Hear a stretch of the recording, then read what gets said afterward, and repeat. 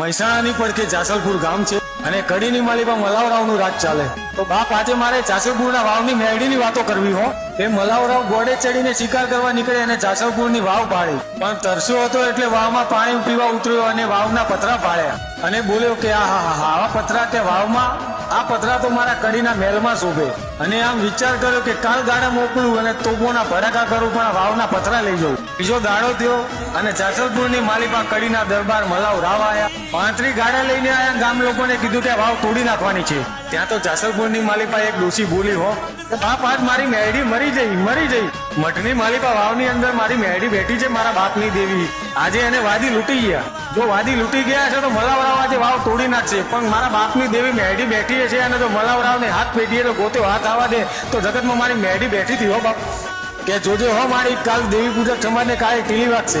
અને બોલી કે જો અમારી દેવી પૂજકની વસ્તુની માલિપા મેરડી બેઠી હશે તો પ્રમાણ આપશે, અને પ્રમાણ નહીં આપે તો એમ માનીશું કે દેવી પૂજક સમાજની માલિપા કોઈ મેરડીને પણ મોઢું હતું હો. ત્યાં તો 7 વર્ષની દીકરીના કોઠે માતા મેરડી બોલી કે ખમા કે કોણ, કે હું વાઘરીના કુબાની માતા મેરડી, જાસલપુરની મેરડી. માં કડીનો દરબાર વાવ તોડી નાખશે. મેરડી બોલી કે કડીની માલિપા જો દરબાર પતરા લઈ જાય અને જેટલી વાર મેલ ચડે એટલી વાર પડતો કરું અને પાણે જો નાગણી થઈને કુંભાળા મારું તો હું મેરડી મારું હો.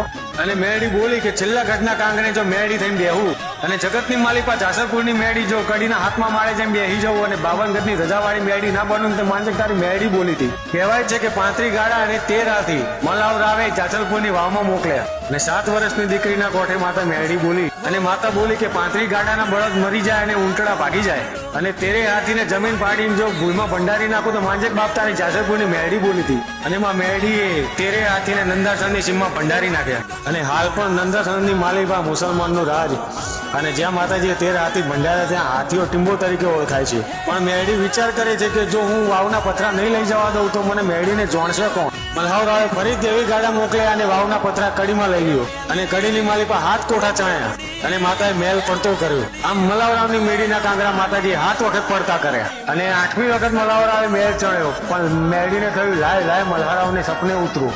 મેરડી બોલ્યા મલ્હાવરાવ મૂકી દે મારી વાવના પતરા મૂકી દે બાપ. કોણ છો? તો કે હું જાસલપુરની મેરડી. અને મલ્હાવરાવ બોલ્યો કે તારા જેવી મેરડી તો મારા ખિસ્સામાં પડી. આમ કરતા દરબારે 131 ભુવા બોલાવ્યા કે તારી માતા સાચી હોય તો પ્રમોણ આલે અને એમને મરચાના ધૂપ આપતો.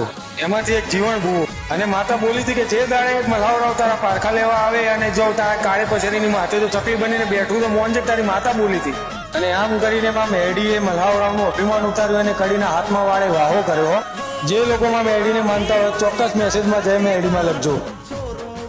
જય